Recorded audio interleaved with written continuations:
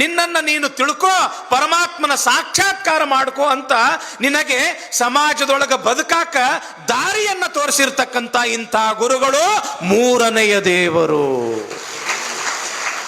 ಆಚಾರ್ಯ ದೇವೋ ಭವ. ಇನ್ನು ನಾಲ್ಕನೇ ದೇವರು ಯಾರು? ಅತಿಥಿ ದೇವೋ ಭವ. ನಿನ್ನ ಮನೆ ತನಕ ಯಾರಾದರೂ ಬಂದ್ರು ಅಂತಂದ್ರ, ಮಿತ್ರನೇ ಇರಲಿ, ಶತ್ರುನೇ ಇರಲಿ, ಬೀಗನೇ ಇರಲಿ, ನೆಂಟನೇ ಇರಲಿ, ಅಥವಾ ಭಿಕ್ಷುಕನೇ ಇರಲಿ, ನಿನ್ನ ಮನೆ ತನಕ ಬಂದನ ಅಂತ ಬಳಕ ಬಂದಿರತಕ್ಕಂಥವನು ದೇವರ ಸ್ವರೂಪ ಅಂತ ತಿಳ್ಕೊಂಡು ಅವನಿಗೆ ಆದರ ಆತಿಥ್ಯವನ್ನ ಮಾಡೋದು ಅದು ನಿನ್ನ ಧರ್ಮ. ಅಂಥ ಅತಿಥಿಯೂ ಕೂಡ ನಾಲ್ಕನೆಯ ದೇವರು. ಇಂಥ ನಾಲ್ಕು ದೇವರನ್ನು ನಾವು ಇವತ್ತು ಮರ್ತು ಬಿಟ್ಟಿವಿ. ಮರ್ತಿವೇನಿಲ್ಲ ತಂಗಿ? ತಾಯಿನ ದೇವರು ಅಂತ ತಿಳ್ಕೊಳ್ಳೋರು ಎಷ್ಟು ಮಂದಿ ಅದಿರಿ? ಕೈ ಎತ್ರಿ. ತಾಯಿನ ದೇವರು ಯವ್ವ, ಹೆಣ್ಮಕ್ಳು ನೀವು ಕೈ ಎತ್ತಕತ್ತೀರಿ, ಗಂಡು ಮಕ್ಕಳು ಒಬ್ರು ಕೈ ಎತ್ತಲಾಗ್ಯಾರ. ತಾಯಿಗಿಂತ ದೊಡ್ಡ ವಸ್ತು ಯಾವುದದ ತಂಗಿ? ತಾಯಿನ ಇದ್ದಿದ್ದಿಲ್ಲ ಅಂತಂದ್ರೆ ಈ ಪ್ರಪಂಚಕ್ಕೆ ನಾವು ಹೆಂಗೆ ಬರ್ತಿದ್ವಿ? ಒಂದು ಮಾತು ಹೇಳ್ತೀನಿ ತಂಗಿ, ಎಷ್ಟು ಮಂತ್ರ ಅದಾವ ಅಂತಂದ್ರ ಸಪ್ತಕೋಟಿ ಮಂತ್ರ ಅಂತ ಕರೀತಾರೆ. ಸಪ್ತಕೋಟಿ ಮಂತ್ರ, 7 ಕೋಟಿ ಮಂತ್ರ. ಆ 7 ಕೋಟಿ ಮಂತ್ರದೊಳಗ ಯಾವ ಮಂತ್ರ ಶ್ರೇಷ್ಠ ಗೊತ್ತದ ಏನು?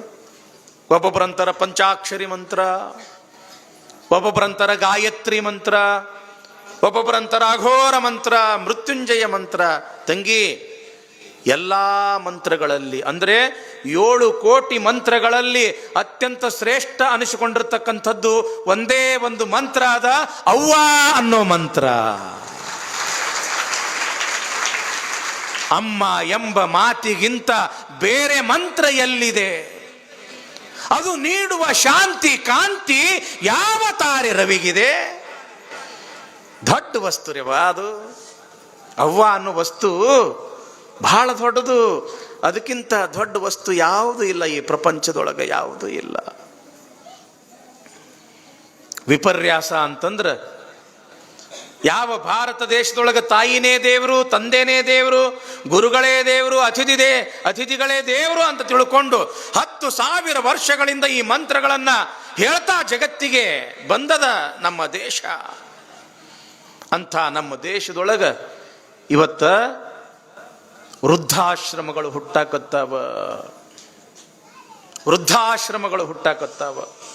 ನಾವು ನಮ್ಮ ಖೇಡ್ಗೆ ಅಜ್ಜಾರು, ಅಮೀನ್ಗಢ ಅಜ್ಜಾರು ಬೆಂಗಳೂರಿಗೆ ಹೋಗಿದ್ವಿ. ತಂಗಿ, ಆಗಿರ್ತಕ್ಕಂಥ ಒಂದು ಮಾತು ಹೇಳ್ತೀನಿ ಕೇಳ್ರಿ. ಅಲ್ಲಿ BS ಪರಮಶಿವಯ್ಯ ಅಂತ ತಿಳ್ಕೊಂಡು ಮೈಸೂರು ಮತ್ತು ಬೆಂಗಳೂರು ಭಾಗದೊಳಗ ಒಂದು ಬಹಳ ದೊಡ್ಡ ಹೆಸರು, ವೀರಶೈವ ಲಿಂಗಾಯತ ಜನಾಂಗದ ಒಂದು ದೊಡ್ಡ ಮುಖಂಡರವರು BS ಪರಮಶಿವಯ್ಯನವರು ಅಂತ. ಬಹಳ ಪ್ರೀತಿ ನಮ್ಮ ಮ್ಯಾಲ.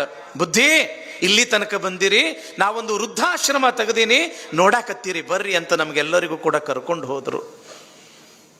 25-30 ಕೋಣೆಗಳು, ಒಂದೊಂದು ಕೋಣೆಯೊಳಗೆ ಇಬ್ರು, ಏರ್ ಕಂಡೀಷನರ್ ರೂಮ್ಗಳು. ಪಾಪ ಆ ಮುದುಕಿಗಳಿಗೆ ಯಾವುದೇ ರೀತಿ ತೊಂದರೆ ಆಗಬಾರ್ದು ಅಂತ ತಿಳ್ಕೊಂಡು ಏನು ಬೇಕು ಎಲ್ಲ ವ್ಯವಸ್ಥೆ. ಅಲ್ಲೇ ಒಬ್ಬರು ಸ್ಪೆಷಲ್ ಡಾಕ್ಟರು, ಅವ್ರಿಗೆ ಆರಾಮ್ ತಪ್ತು ಅಂತಂದ್ರೆ ಅಲ್ಲಿದಲ್ಲೇ ಆಗಿಂದಾಗ್ಲೇ ಅವರಿಗೆ ಟ್ರೀಟ್ಮೆಂಟ್ ಮಾಡಬೇಕು.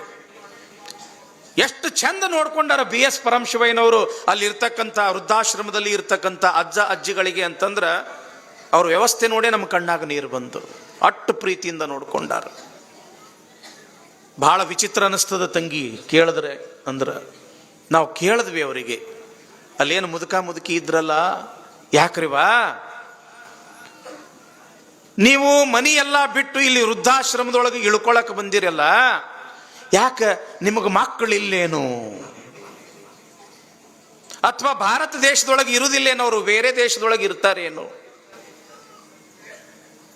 ಕೇಳಿದ್ರೆ ವಿಚಿತ್ರ ಅನಿಸ್ತದ.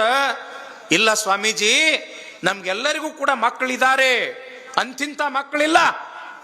ದೊಡ್ಡ ದೊಡ್ಡ ಡಾಕ್ಟರ್ಸ್ ಅದಾರ, ಅವರು ವಕೀಲರದಾರ, ಇಂಜಿನಿಯರ್ ಅದಾರ, ಉದ್ಯೋಗಪತಿಗಳದಾರ, ಲಕ್ಷಾಧೀಶರಲ್ಲ ಕೋಟ್ಯಾಧೀಶರದಾರ. ಆದ್ರ ತಂದೆ ತಾಯಿನ ಎಲ್ಲಿ ನೋಡ್ಕೊಳ್ಳೋದು, ಅವ್ರ ಸೇವಾ ಎಲ್ಲಿ ಮಾಡೋದು, ಅವ್ರ ಕಿರಿಕಿರಿ ಎಲ್ಲಿ ತಡ್ಕೊಳ್ಳೋದು ಅಂತ ತಿಳ್ಕೊಂಡು ನಮ್ಮನ್ನೆಲ್ಲ ವೃದ್ಧಾಶ್ರಮದೊಳಗೆ ಬಿಟ್ಟು ಹೋಗಿ ಬಿಟ್ಟಾರ. ನಮಗೆ ಒಂದು ಸಮಾಧಾನ ಏನಾತು ಅಂತಂದ್ರೆ, ಅವರ ಮಕ್ಕಳೆಲ್ಲ ಇಂಜಿನಿಯರು, ಡಾಕ್ಟರು, ದೊಡ್ಡ ದೊಡ್ಡ ಉದ್ಯೋಗಪತಿಗಳು. ಆದ್ರೆ ಒಂದು ಸಮಾಧಾನ ಏನು ಅಂತಂದ್ರೆ, ಯಾವ ರೈತನ ತಂದೆ ತಾಯಿಯೂ ಕೂಡ ಅಲ್ಲಿ ಇದ್ದಿದ್ದಿಲ್ಲ. ಧರ್ಮ ಅನ್ನೋದು ಏನಾದ್ರೂ ಕೂಡ ಉಳಿದದ ಅಂತಂದ್ರ ನಮ್ಮ ರೈತರಲ್ಲಿ ಉಳಿದದ. ಯಾವ ತಂದೆ ತಾಯಿಯನ್ನು ಕೂಡ ಅವರು ವೃದ್ಧಾಶ್ರಮದೊಳಗೆ ಇಟ್ಟಿಲ್ಲ. ತಂದೆ ತಾಯಿ ನಮಗ ಭಾರ ಅಂತ ಯಾರೂ ಕೂಡ ತಿಳ್ಕೊಂಡಿಲ್ಲ. ಇಂಥ ಹಳ್ಳಿಗಾಡಿನೊಳಗ ಇಂದಿಗೂ ಕೂಡ ತಾಯಿನ ದೇವರು, ತಂದೆಯನೇ ದೇವರು, ಗುರುಗಳೇ ದೇವರು, ಅತಿಥಿಗಳೇ ದೇವರು ಅನ್ನೋ ಆಚಾರ ವಿಚಾರ ಉಳಿದದ ಅಂತಂದ್ರ, ಯವ್ವ ನಿಮ್ಮ ಹತ್ರ ಉಳಿದದ, ಅದಕ್ಕೆ ನೀವು ದೊಡ್ಡವ್ರವ, ಅದಕ್ಕೆ ಈ ಕಾವಿ ಕುಲ ನಿಮಗ ಎರಡು ಕೈ ಜೋಡಿಸಿ ಶರಣು ಶರಣಾರ್ಥಿ ಹೇಳ್ತೀವಿ. ಇದು ನಮ್ಮ ಸಂಸ್ಕಾರ. ತಂದೆ ತಾಯಿಯನ್ನ ಇಷ್ಟು ಪ್ರೀತಿ ಮಾಡ್ರಲ್ಲ, ಇಷ್ಟು ಪ್ರೀತಿ ಮಾಡ್ರಲ್ಲ, ಅವರು ಸಾಯುವಾಗ ಅನ್ಬೇಕು, ದೇವರೇ ಮತ್ತೊಂದು ಜನ್ಮ ಇತ್ತು ಅಂತಂದ್ರ ನಮ್ಮ ಮಕ್ಕಳು ಹೊಟ್ಟೆಯಾಗ ನಾವು ಮಕ್ಕಳಾಗಿ ಹುಟ್ಟಬೇಕು, ಇಂಥ ಮಕ್ಕಳು ಕೊಡು, ಇಂಥ ತಂದೆ ತಾಯಿಯನ್ನು ಕೊಡು ಅಂತ ತಿಳ್ಕೊಂಡು ಅವರು ದೇವರಿಗೆ ಕೇಳಬೇಕವ. ಅಟ್ಟು ತಂದೆ ತಾಯಿ ಸೇವಾ ಮಾಡ್ಬೇಕ್ರಪ್ಪ. ತಂದೆ ತಾಯಿ ಹಂಗ ಸಿಗುವುದಿಲ್ಲ.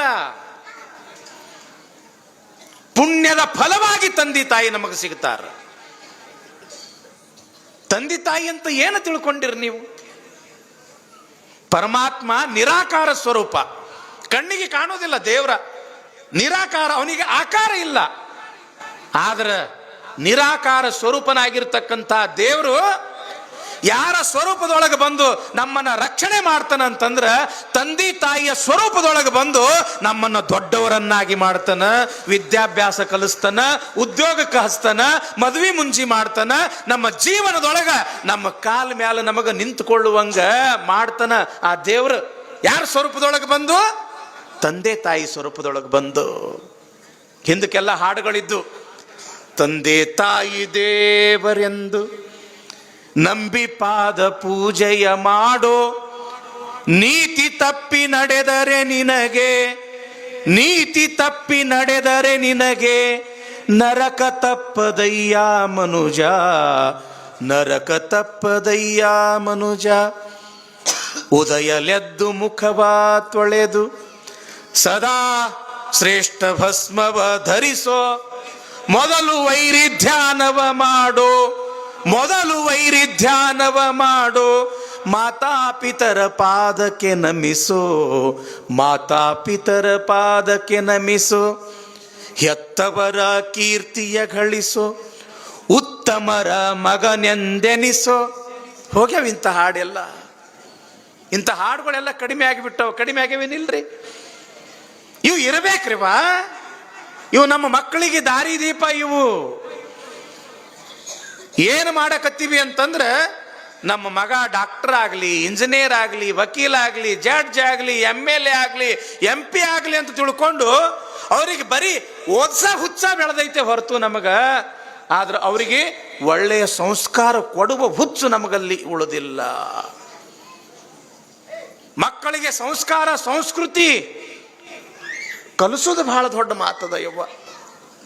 ಮಕ್ಕಳನ್ನು ಹಡಿಯೋದು ದೊಡ್ಡ ಮಾತಲ್ಲ. ಹಡ್ದಿರ್ತಕ್ಕಂಥ ಮಕ್ಕಳಿಗೆ ಒಳ್ಳೆ ಸಂಸ್ಕಾರ ಕಲಿಸೋದು ಬಹಳ ದೊಡ್ಡ ಮಾತದ. ಇವತ್ತು ಬಹಳ ಖುಷಿ ಅನಿಸ್ತದ. ಇಲ್ಲಿ ಒಬ್ರಲ್ಲ ಇಬ್ರಲ್ಲ ನೂರಾರು ಮಕ್ಕಳು ಬರಾಕತ್ತವ. ಅವ್ರ ಹಣಿ ಮೇಲೆ ವಿಭೂತಿ ಕಾಣಕತ್ತೀವಿ, ಚಂದ ಕುಂತವ್ರು ಪ್ರವಚನ ಕೇಳಾಕತ್ತಾರ. ಕಾರಣ ಏನು ಅಂತಂದ್ರ, ಇಂಥ ಮಠಮಾನ್ಯ ಸಮಾಜಕ್ಕ ಒಂದು ಸಂಸ್ಕಾರ ಕೊಡ್ತವ, ದಾರಿ ದೀಪ ಆಗ್ತವ. ಅದಕ್ಕೆ ಮಾತೃದೇವೋ ಭವ, ಪಿತೃದೇವೋ ಭವ, ಆಚಾರ್ಯ ದೇವೋ ಭವ. ನಾವು ಜೈಪುರಕ್ಕೆ ನಡೆದಿದ್ವಿ ತಂಗಿ. ಜೈಪುರ ಅಂದ್ರೆ ಗೊತ್ತಲ್ಲ, ರಾಜಸ್ಥಾನದೊಳಗೆ ಇರ್ತಕ್ಕಂಥದ್ದು. ಇಂಥ ಮೂರ್ತಿಗಳನ್ನು ಮಾಡ್ತಾರೆ ಅಲ್ಲಿ ಸಂಗಮರಿ ಕಲ್ದಾಗ. ಅಮೃತ ಶಿಲೆ ಅಂತ ಕರೀತಾರೆ. ನಾವು ಅಮ್ಮಿನಗಡ ಅಜ್ಜಾರು, ಕಮತ್ಗಿ ಅಜ್ಜಾರು, ಮುನವಳ್ಳಿ ಅಜ್ಜಾರು, ಹೊಸಳ್ಳಿ ಅಜ್ಜಾರು ಜೈಪುರಕ್ಕೆ ನಡೆದಿದ್ವಿ. ಫ್ಲೈಟ್ಲಿ ನಡೆದಿದ್ವಿ, ವಿಮಾನದಿಂದ ನಡೆದಿದ್ವಿ. ಬೆಂಗಳೂರು ಏರ್ಪೋರ್ಟಿಗೆ ಹೋದ್ವಿ. ಅಲ್ಲಿ ಏರ್ಪೋರ್ಟಿಗೆ ಒಳಗೆ ಎಂಟ್ರೆನ್ಸ್ ಆಗೋದಕ್ಕಿಂತ ಮುಂಚೆ ಅಲ್ಲಿ ಟಿಕೆಟ್ ಚೆಕಿಂಗ್ ಅದೆಲ್ಲ ಆಗ್ತವ. ಆ ಜಗದೊಳಗೆ ನಾವೇನು ಕಾರ್ನಿಂದ ಇಳಿದ್ವಿ, ಇನ್ನೇನು ಒಳಗೆ ನಿಲ್ದಾಣ ಒಳಗೆ ಹೋಗ್ಬೇಕು ಅನ್ನೋದ್ರೊಳಗಾಗಿ ಅಗ್ದಿ ವಯಸ್ಸಿನ ಹುಡುಗ, 30-32 ವಯಸ್ಸಿನ ಹುಡುಗ, ಸುಮಾರು ಒಂದು 60-65 ವಯಸ್ಸಿನ ಪಾಪ ಅಜ್ಜಿ. ಆ ಅಜ್ಜಿಗೆ ಒಂದೇ ಸವನ್ ಹಿಂಗೆ ಕಾಲಿನಿಂದ ಹಿಂಗ ಒದಿಯಾಕತ್ತಾನ, ದೂಕಾಕತ್ತಾನ. ಆ ಅಜ್ಜಿ ಇದ್ರೆ ನನಗೆ ಬಿಟ್ಟು ಹೋಗ್ಬೇಡೋ ತಮ್ಮ ಅಂತ ತಿಳ್ಕೊಂಡು ಆ ಹುಡುಗನ ಕಾಲು ಗಟ್ಟಿಯಾಗಿ ಹಿಂಗೆ ಹಿಡ್ದಾಳ. ಅವ ಇದ್ರ ಕಾಲಿನಿಂದ ಜಾಡ್ಸಿ ಆ ಮುದುಕಿನ ಒದಿಯಾಕತ್ತಾನ. ಒಂದು ಸವನ ಹಳ್ಳಾಕತ್ತಿತ್ತು ಪಾಪ ಮುದುಕಿ. ನಾವು 4-5 ಮಂದಿ ಸ್ವಾಮಿಗಳಲ್ಲಿ ಹೋದ್ವಿ. ಹೋಗಿ, ಏ ತಮ್ಮ, ವಯಸ್ಸಾಗ್ಯದ ಹೆಣ್ಮಗಳಿಗೆ, ನಿನ್ ತಾಯಿ ವಯಸ್ಸಿದ್ದಂಗದ ಅಂಥವಳಿಗೆ ಕಾಲಿನಿಂದ ಒದಿಯಾಕತ್ತಿಯಲ್ಲೋ, ಬಿಡು ಅಂತ ತಿಳ್ಕೊಂಡು ಹಿಂಗ ಸರಿಸಿದ್ವಿ. ಅವನಿಗೆ ಸರಿಸಿ ಆ ಅಜ್ಜಿಗೆ ಕೇಳಿದ್ವಿ, ಏನಮ್ಮ, ಯಾಕ ಆ ಹುಡುಗ ನಿನಗೆ ಯಾಕೆ ಬೈಯಾಕತ್ತಾನ, ಯಾಕೆ ನಿನಗೆ ಒದಿಯಾಕತ್ತಾನ, ಅವಂದೇನಾದ್ರೂ ಸಾಮಾನು ಗಿಮಾನು ಏನಾದ್ರೂ ಕೂಡ ನೀ ಕದ್ದಿ ಏನು ತಗೊಂಡಿ ಏನು ಅಂತ ನಾವು ಕೇಳಿದಾಗ ಪಾಪ ಆ ಅಜ್ಜಿ ಅಂತೂ, ಯಪ್ಪ ನಾ ಕಳ್ಳಿ ಅಲ್ರಿಪ್ಪ, ಅವನ ಸಾಮಾನ ನಾ ಏನೂ ತಗೊಂಡಿಲ್ಲ, ಮತ್ತವ ಬೇರೆ ಯಾರು ಅಲ್ಲ, ನನ್ನ ಹೊಟ್ಟ್ಯಾಗ ಹುಟ್ಟಿದ ಮಗನ, ಮತ್ತವ ನಿನ್ನ ಮಗ ಇದ್ರ ನಿನಗೆ ಯಾಕೆ ಒದಿಯಾಕತ್ತಾನ. ಏನ್ ಹೇಳ್ರಿ ಸ್ವಾಮಿಯಾರ, ಆ ಕಡೆ ಸ್ವಾಮಿಯಾರ ಅಂತಂತಾರ. ಆ ಕಡೆ ದಾವಣಗೆರೆ ಭಾಗದೊಳಗ ಅಜ್ಜಾರಿಗೆ ಮುತ್ತೆಯವರಿಗೆ ಸ್ವಾಮಿಯಾರ ಅಂತ ಕರೀತಾರ. ಆ ಭಾಗದ ಪಾಪ ಅಜ್ಜಿ ಬೆಂಗಳೂರಿಗೆ ದುಡಿಯಾಕಂತ ಹೋಗಿರ್ತಕ್ಕಂಥವಳು. ಏನ್ ಹೇಳೋನ್ರಿ ಸ್ವಾಮಿಯಾರ, ಇವ ಬಹಳ ಸಣ್ಣವಿದ್ದನ್ರಿ, 4 ವರ್ಷದವ ಇದ್ದನ್ರಿ, ಇವ್ರಪ್ಪ ಸತ್ತ. ನಮಗೆ ಯಾರೂ ಇದ್ದಿದ್ದಿಲ್ರಿ. ಬೆಂಗಳೂರಂತ ಸಿಟಿ ಒಳಗೆ ಬಂದು ನಾವು ಇಲ್ಲಿ ಮತ್ತೊಬ್ರು ಮನೆಯೊಳಗೆ ಬಟ್ಟಿ ತೊಳೆದು, ಪಾತ್ರೆ ತೊಳೆದು, ಕಸ ಹುಡುಗಿ, ಸಾಣಿ ಹಾಕಿ, ಹಂಗ ಹಿಂಗ ನಾನು ಇವನಿಗೆ ಸಾಲಿ ಕಲಿಸಿದನ್ರಿ. ಎಟ್ರ ತನ ಕಲಿಸಿದ್ನಿ ಅಂತಂದ್ರ ಇವಂದು MBA ಆಗ್ಯದ್ರಿ. MBA ಅಂದ್ರೆ ಗೊತ್ತಲ್ಲ, MBA ಆಗ್ಯದ್ರಿ. ನೌಕರಿ ಇಲ್ಲೇ ಹತ್ರಿ, ಇವನಿಗೆ ಬೆಂಗಳೂರದಾಗ ನೌಕರಿ ಹತ್ತು.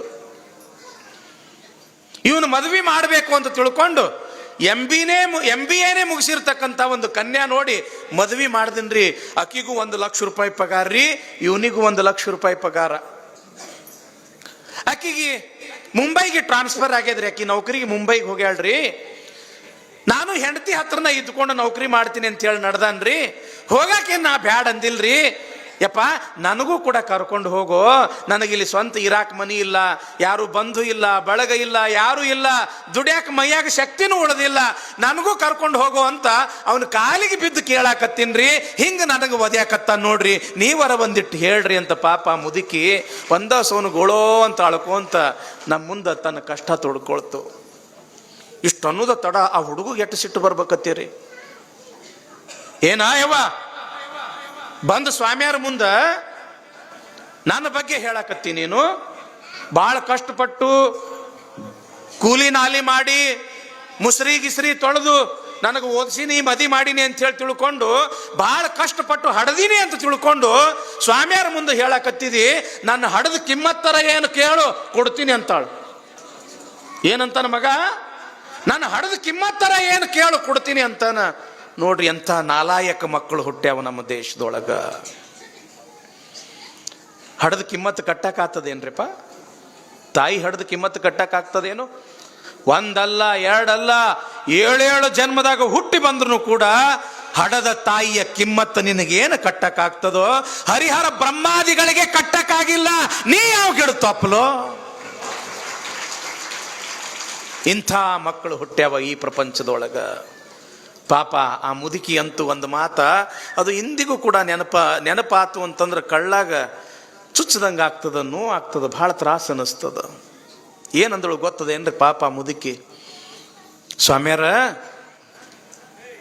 ಮಕ್ಕಳಾಗಲಿಲ್ಲ ಅಂತಂದ್ರೆ ಮನಸ್ಸಿಗೆ ಭಾಳ ಬ್ಯಾನೆ ಆಗ್ತದ್ರಿ. ಎಲ್ಲರೂ ಬಂಜಿ ಬಂಜಿ ಬಂಜಿ ಅಂತ ಚುಚ್ಚು ಮಾತು ಆಡಿ ಆಡಿ ಆಡಿ ಮನಸ್ಸಿಗೆ ಭಾಳ ನೋವು ಮಾಡ್ತಾರ್ರಿಪ್ಪ. ಮಕ್ಕಳು ಹುಟ್ಟಲಿಲ್ಲ ಅಂತಂದ್ರೆ ಮನಸ್ಸಿಗೆ ಭಾಳ ನೋವು ಆಗ್ತದ್ರಿ. ಆದ್ರೆ ಮಕ್ಕಳು ಹುಟ್ಟಿ 4 ದಿವಸಕ್ಕೆ ಸತ್ತು ಅಂತಂದ್ರೆ ಕೈಗೆ ಬಂದು ತುತ್ತ ಬಾಯಿಗೆ ಬರಲಿಲ್ಲ ಅಂತ ತಿಳ್ಕೊಂಡು ಮತ್ತಷ್ಟು ಮನಸ್ಸಿಗೆ ಭಾಳ ನೋವು ಆಗ್ತದ್ರಿ. ಆದ್ರೆ ಸ್ವಾಮಿಯಾರ ಮಕ್ಕಳು ಹುಟ್ಟಿ ದೊಡ್ಡವರಾಗಿ ಇಂಥ ನಾಲಾಯಕ ಮಕ್ಕಳು ನಮ್ಮ ಹೊಟ್ಯಾಗ ಹುಟ್ಟುವಲ್ಲ ಅಂತ ತಿಳ್ಕೊಂಡು ಹೊಟ್ಯಾಗ ಬಹಳ ಸಂಕಟ ಆಗ್ತದ್ರಿ ಅಂತ ಹೊಟ್ಟಿ ಒಂದೇ ಸವನು ಬಡ್ಕೊಳಕತ್ತು ಪಾಪ ಮುದುಕಿ. ಕಡೆಗೆ ಅವ ಏನು ಕರ್ಕೊಂಡು ಹೋಗ್ಲಿಲ್ಲ. ಕಡೆಗೆ ಪಾಪ ಆ ಅಜ್ಜಿಗೆ ಅಲ್ಲಿ ಬೆಂಗಳೂರೊಳಗೆ ಒಂದು ಮಠ ಅದ, ಆ ಮಠದ ಸ್ವಾಮಿಗಳಿಗೆ ಫೋನ್ ಮಾಡಿ ನಿಮ್ಮ ಆಶ್ರಮದೊಳಗೆ ಈ ಮುದುಕಿನ ಸಲೂರಿ ಅಂತ ತಿಳ್ಕೊಂಡು ಹೇಳಿ ನಾವು ಜೈಪುರಕ್ಕೆ ಹೋಗ್ತಕ್ಕಂಥ ಒಂದು ಸಂದರ್ಭ ಬಂತು. ಯಾಕೆ ಈ ಮಾತುಗಳನ್ನು ಹೇಳಕತ್ತೀವಿ ಅಂತಂದ್ರೆ, ನಮ್ಮ ಮಕ್ಕಳಿಗೆ ಭಾಳ ಓದಿಸ್ಬೇಕನ್ನೋದು ತಲೆಯಾಗ ಇದು ಒಂದೇ ಹುಚ್ಚೈತೆ ಹೊರತು ಈಗಿನ ಮಂದಿಗೆ ಆ ಮಕ್ಕಳು ನಾಳೆ ದೊಡ್ಡವರಾದ ಬಳಿಕ ಅವು ಅನ್ಬೇಕು, ಅಪ್ಪಗಪ್ಪ ಅನ್ಬೇಕು, ಗುರು ಹಿರಿಯರಿಗೆ ಕಿಮ್ಮತ್ತು ಕೊಡಾಕತ್ತು ಅಂತಂದ್ರ ಅವ ಹೆಚ್ಚಿಗೆ ಓದಿಲ್ಲ ಅಂದ್ರು ಅಷ್ಟೇ ಆತು. ಸಾಯ್ತಕ್ಕಂಥ ಸಮಯದೊಳಗ ಬಾಯಾಗ ನೀರು 4 ಹನಿ ನೀರು ಹಾಕಿದ್ರ ನಿಮ್ಮ ಹೊಟ್ಟಿ ತಣ್ಣಗಾಗ್ತದ್ರಿವ, ನಿಮ್ಮ ಜನ್ಮ ಸಾರ್ಥಕ ಆಗ್ತದ. ಮೊನ್ನೆ ಸೋಲಾಪುರದಾಗ ನಡೆದಿರ್ತಕ್ಕಂಥ ಘಟನೆ ಕೇಳಿರೇನಿಲ್ಲ? 3-4 ವರ್ಷದ ಹಿಂದೆ ಪೇಪರ್ದಾಗ ಬಂದಿತ್ತು, ಸಂಚಾರದೊಳಗೆ 4 ಜನ ಮಕ್ಕಳು, ಪುನಾಕ್ ಒಬ್ಬವ, ಮುಂಬೈಗೆ 2, ಕೊಲ್ಲಾಪುರಕ್ಕೆ ಮಗಳು ಒಬ್ಬಕ್ಕಿ, 4 ಜನ ಮಕ್ಕಳು. ಮನ್ಯಾಗ 2 ಇರ್ತಿದ್ದು, ಮುದುಕಿ 2 ಇರ್ತಿದ್ದು.